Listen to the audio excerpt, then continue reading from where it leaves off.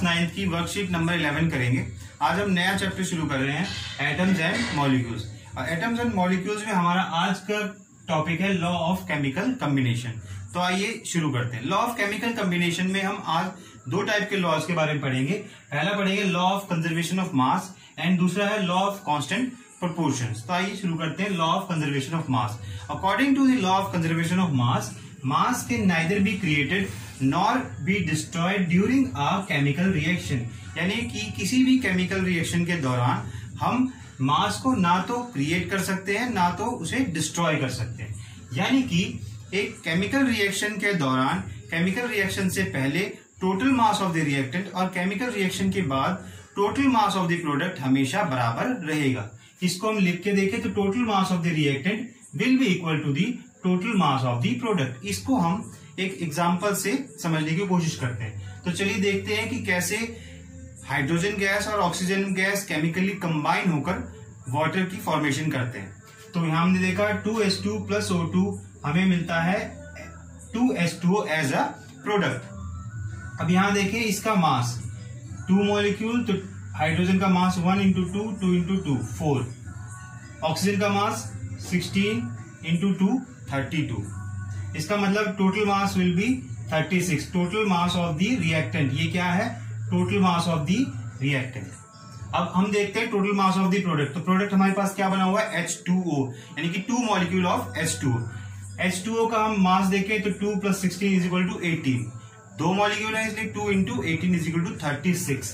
तो इसका मतलब 36 हमारा क्या आ गया? Total mass of the product. तो यहाँ हम क्या देख रहे हैं कि total mass of the reactant is equal to the total mass of the product. यानी कि रिएक्शन होने से पहले और रिएक्शन होने के बाद मास के अंदर कोई चेंज नहीं आया, जो कि हमने पहले पढ़ा था कि मास कैन नीदर बी क्रिएटेड, ना तो उसे बनाया जा सकता है और ना ही उसे किसी प्रकार से डिस्ट्रॉय किया जा सकता है किसी भी केमिकल रिएक्शन के दौरान। तो हमने यहाँ क्या देखा? There is no loss of mass, क्योंकि यहाँ पर भी 36 है, यहाँ पर भी 36, therefore there is no loss of mass in the substance, therefore mass is conserved. Mass conserved. Next आते हैं law of constant proportion. A chemical compound always contain exactly the same proportion of elements by mass। तो law of constant proportion के according क्या है कि किसी भी chemical compound में हमेशा सेम प्रोपोर्शन के एलिमेंट्स होंगे बाय मास। मास से इसको हम, this law is also known as law of definite proportion. इस लॉ ऑफ कांस्टेंट प्रोपोर्शन को हम लॉ ऑफ डेफिनेट प्रोपोर्शन भी कहते हैं। अब इसमें हम एक एग्जांपल देखते हैं। जैसे हमने यहाँ पर H2O का एग्जांपल देखा था, वैसे ही हम यहाँ पर एग्जांपल देखते हैं फॉर्मेशन ऑफ वाटर। कैसे पानी जब फॉर्म होता है तो उसमें ये लॉ एप्लीकेबल होता है। हाइड्रोजन और ऑक्सीजन की मदद से, हाइड्रोजन और ऑक्सीजन जो है वो हमेशा एक constant proportion of their masses react करते हैं। Constant proportion of their masses react करते हैं और उनकी रेशो क्या है? उनकी रेशो है 1:8। यानी कि 1 gram of hydrogen will always react with 8 gram of oxygen to produce 9 gram of water. यानी कि 1 ग्राम हाइड्रोजन हमेशा 8 ग्राम ऑक्सीजन के साथ रिएक्ट करेगा, जिससे 9 ग्राम हमारे पास वाटर फॉर्म होगा। इसी तरह से यदि हम इसके प्रोपोर्शन को चेंज कर दें, यदि हम 1 को 2 से मल्टीप्लाई कर दें तो यहां आ जाएगा 2 ग्राम ऑफ हाइड्रोजन, तो ये भी 2 से मल्टीप्लाई जाएगा।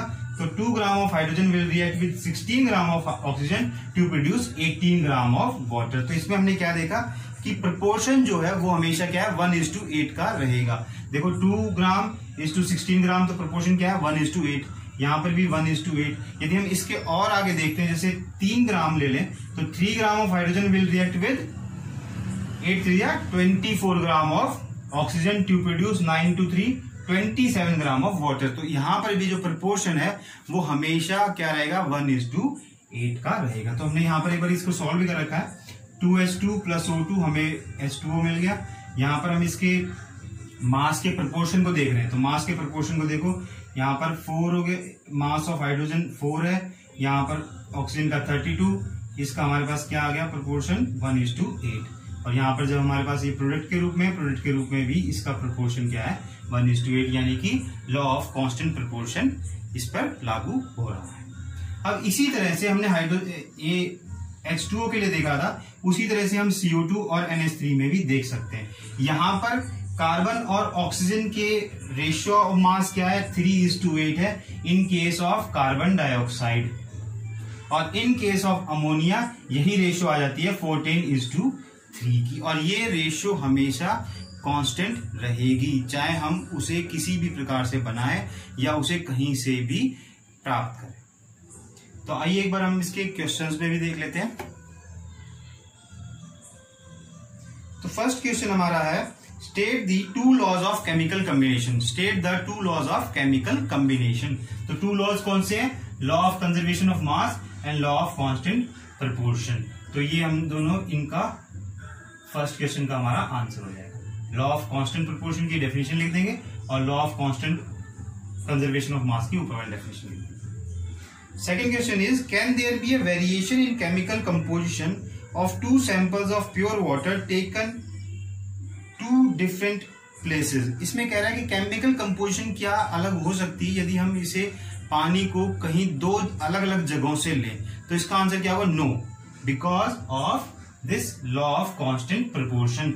क्योंकि लॉ ऑफ कांस्टेंट प्रोपोर्शन क्या कहता है कि कोई भी केमिकल कंपाउंड है वो उसमें हमेशा उसके एलिमेंट्स का जो मास होगा वो हमेशा सेम प्रोपोर्शन में रहेगा, चाहे उसे हम कहीं से भी ऑब्टेन करें। तो according to the law of constant proportion the ratio will be always same, चाहे उसे हम कहीं से भी प्राप्त करें।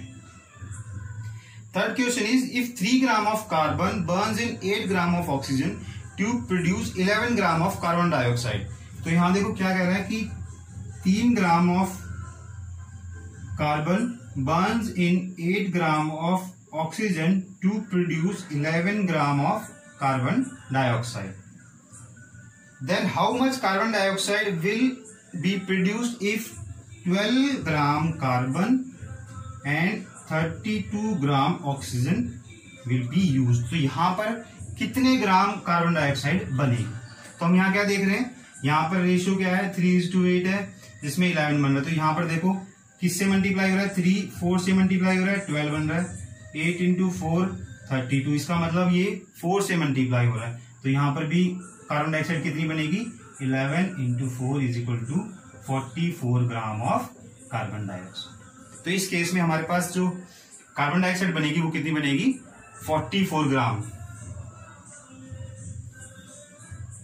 विच law of chemical combination will govern your answer. तो ये किस केमिकल